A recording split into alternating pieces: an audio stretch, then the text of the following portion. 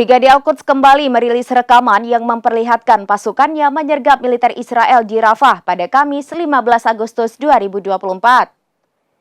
Dalam video tersebut, pejuang Brigade Al-Quds tampak santai memakai singlet atau kaos dalam dan menenteng senjata.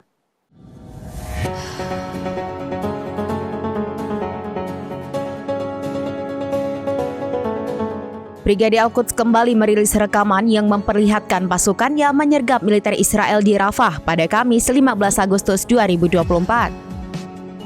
Dalam video tersebut, pejuang Brigade Al-Quds tampak santai memakai singlet atau kaos dalam dan menenteng senjata. Dari balik reruntuhan, mereka menembakkan sejumlah peledak ke 3 tank Zionis. Serangan itu pun tepat sasaran dan mengakibatkan tank hancur berkeping-keping. Namun sayangnya Brigade Al-Quds tidak mengungkapkan ada atau tidaknya korban jiwa dalam serangan tersebut. Selain itu, lebih dari 100 pemukim ilegal Israel menyerang kota Palestina di tepi barat yang diduduki pada Kamis 16 Agustus 2024 malam. Akibat peristiwa ini, 1 warga Palestina tewas dan sejumlah rumah serta kendaraan terbakar. Dikutip dari Anadolu Agency, saksi melihat para pemukim menyerbu kota Jid yang terletak di sepanjang jalan utama antara Nablus dan Kalkilia. Para penyerang menembaki penduduk serta melempari rumah-rumah dengan batu dan bom molotov.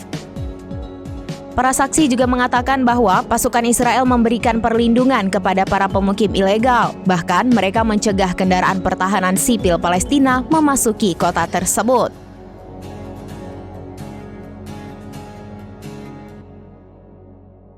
Demikian informasi terkini Syedaralon, saksikan terus informasi lainnya, jangan lupa like dan share seluruh akun serambinews.com.